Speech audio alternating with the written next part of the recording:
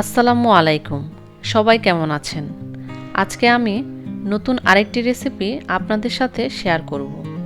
প্রথমে আমি প্যানে 1 কাপ পরিমাণের সয়াবিন তেল দিয়ে দিলাম। তেল গরম হওয়া পর্যন্ত অপেক্ষা করব। এবার 1 কাপ পরিমাণের পেঁয়াজ কুচি দিয়ে দিব। বাদামি রং আসা পর্যন্ত পেঁয়াজগুলো ভেজে নেব। এই তো আমার পেঁয়াজ ভাজা রেডি এবং একটি পাত্রে ভাজা পেঁয়াজগুলো উঠিয়ে নিব। ওই তেলে আবার আমি 1 কাপ পরিমাণের পেঁয়াজ কুচি দিয়ে দিব।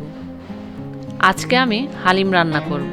রান্নাটি শেষ পর্যন্ত দেখার অনুরোধ রইল সবাইকে। চলুন এখন মূল রান্নায় যাওয়া যাক। পেঁয়াজ কুচির পরে দিয়ে দিব 2 টুকরো তেজপাতা, এরপর দিব 4 টুকরো দারুচিনি,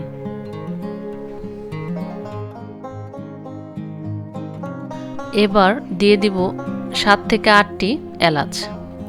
গরম মশলাগুলো 2 মিনিটের মতো ভেজে নেব। এবার দিয়ে দিব 1 টেবিল চামচ আদা বাটা, 1 টেবিল চামচ রসুন বাটা, 1 টেবিল চামচ পেঁয়াজ বাটা। সব বাটা মশলাগুলো 2 থেকে 3 মিনিটের মতো ভেজে নিব, এদের কাঁচা গন্ধ চলে যাওয়া পর্যন্ত। এবার দিয়ে দিব 1 টেবিল চামচ লাল মরিচের গুঁড়া, 1 টেবিল চামচ হলুদ গুঁড়া, 1 টেবিল চামচ ভাজা জিরা গুঁড়া। সব মশলাগুলো ভালো করে কষিয়ে নিব। এবার দিয়ে দিব 1 টেবিল চামচ লবণ। আপনাদের স্বাদ মতো লবণ কম বেশি বাড়িয়ে কমিয়ে নিতে পারেন।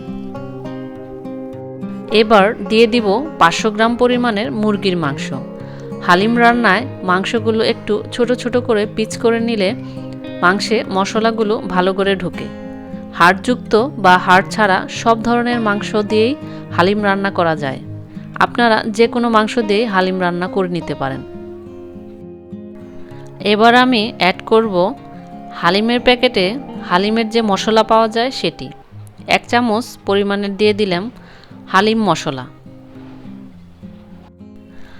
এবার আমি হালিম রান্নার ডালগুলো দিয়ে দিব। 500 গ্রাম ডাল নিয়েছি। এবার আমি আপনাদের একটি ট্রিক্স শিখিয়ে দেব। তা হলো রান্নার আগে আমি ডালগুলো 1 কাপ পরিমাণের গরম পানি দিয়ে ভিজিয়ে রেখেছিলাম, যেন রান্নার সময় খুব অল্প সময়ের মধ্যে ডালগুলো সিদ্ধ হয়ে যায়। মাংসের সাথে ডালগুলো ভালো করে কষিয়ে নিব। কষানো শেষ হলে সিদ্ধ করার জন্য 3 কাপ পরিমাণের পানি দিয়ে দিলাম। আপনারা পানির পরিমাণ কম বেশি করে নিতে পারেন।